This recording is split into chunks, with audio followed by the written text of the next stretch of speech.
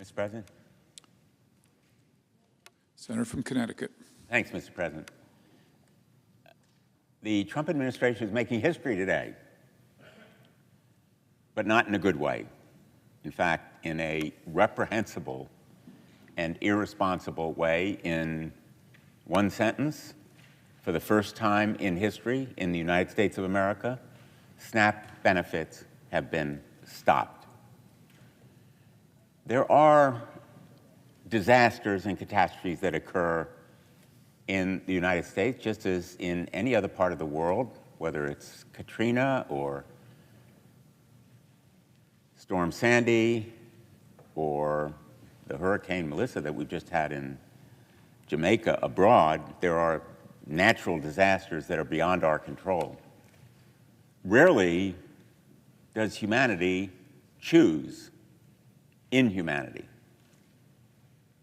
That's a choice that, fortunately, mankind tries to spare. But today, Donald Trump is stopping SNAP benefits for millions of Americans across the country. In fact, 1/8 of all Americans depend on SNAP benefits. 1 of every 10 people in Connecticut receives SNAP benefits. In New Mexico, the proportion is even higher, about 1 out of 5.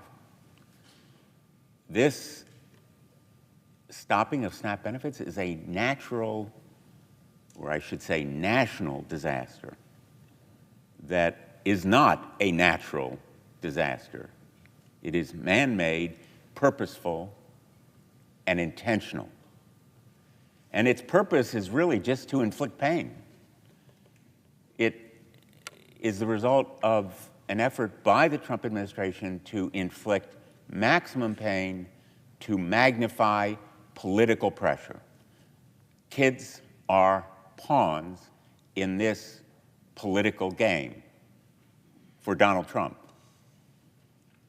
Millions of Americans depend on this program, including 360,000 people in Connecticut.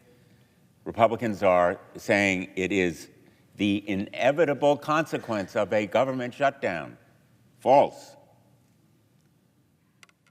There is money, the Emergency Contingency Fund, and revenues from other sources like tariffs that are more than adequate to fund the $8 to $9 billion for this program in November. There is an emergency contingency fund that exists for this purpose, an emergency, at least $5 billion, perhaps as much as $6 billion, and more than adequate resources from other accounts that can be used. In fact, the Department of Agriculture has used those other accounts in situations like this one, in shutdowns where administrations have said, we're going to feed the hungry. We're not letting Americans starve. I've been to the food pantries and the shelters and the soup kitchens around Connecticut, and what I've heard and I've seen is lines of people who are going to be going hungry when the private contributions of food are exhausted, and soon they will be. That's what I'm hearing from the folks who run Connecticut Food Share, the St. Vincent de Paul Pantry in Middletown, all across Connecticut, in towns as well as cities. We face a food insecurity crisis. The term food insecurity is a brilliant euphemism for hunger. And the gnawing effect of hunger, we all know it, prevents kids from learning or playing sports. It is debilitating, not just in the short run, it affects people in the long run, nutritionally. So this idea of make America healthy again is really the height of hypocrisy for an administration that is making Americans hungry again. And Donald Trump just days ago said, and I'm quoting almost exactly, he said he would be honored to obey a court order that provided direction. Well, there is direction. 2 courts have ordered it, and now he's defying those courts. He's reversed himself in just a matter of days, and now he's saying that he refuses to provide the funding for SNAP benefits. These court orders are not suggestions or invitations. They are mandatory directives. 2 courts, Rhode Island and Massachusetts, in lawsuits brought by state attorneys general in Massachusetts and by cities, towns, and private organizations in Rhode Island. We've been clear again and again and again as Democrats. Americans should never have to choose between food and health, between food and rent, between food and mortgage payments, between food and electricity. There should be no need for families to choose because there should be no choice by our public officials to make them choose. But that's what we're seeing right now. And if we can be sure of one thing here, kids will go to bed hungry. Because I've talked to their moms and dads.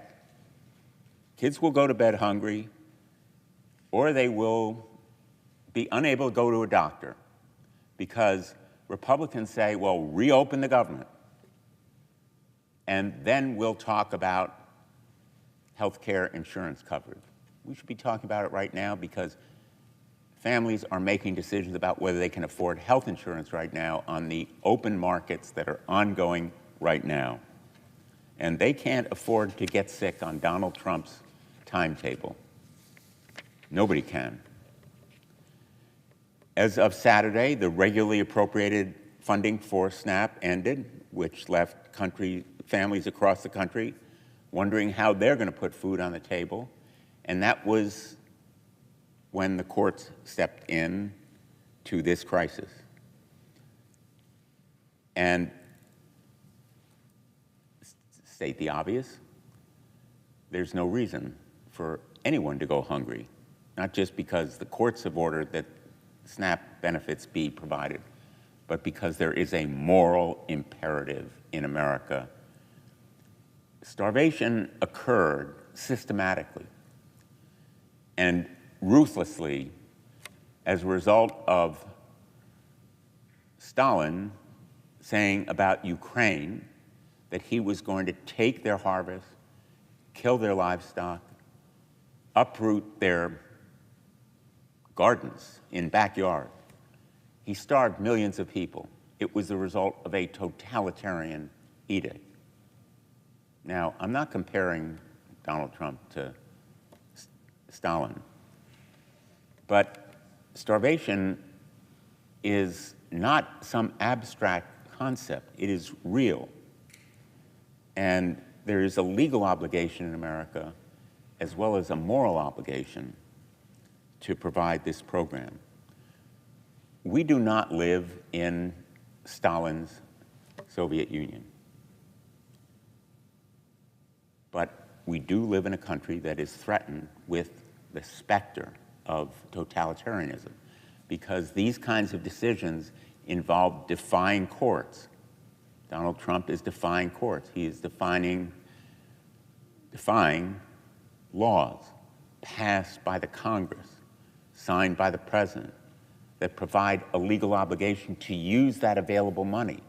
This march toward totalitarianism is not theoretical or abstract. And again, I am not drawing any comparison, none, with Stalinist Soviet Union. But hunger should not be something that we regard as a realistic threat in America. It may exist in other parts of the world. We try to provide food to those parts of the world where kids are in danger of going hungry. And we ought to do at least the same here for the children of this country. Democrats have been clear that we will come to the table, negotiate, reach a solution. It could be done this afternoon. If Speaker Johnson would bring the House back to town from its paid vacation, if Donald Trump would show leadership and seek a solution, and Speaker Thune be part of that constructive process. It is not an inevitable consequence that SNAP be shut down. It is a choice. It is a failure. It is a purposeful and conscious failure. And the United States Department of Agriculture has a moral and a legal obligation to use the vast produce and output of our agricultural system so that we in America can sleep at night with a clear conscience, knowing our country puts feeding hungry children above politics and refuses to use them as pawns. Thank you, Mr. Chairman. Mr. President, I yield the floor.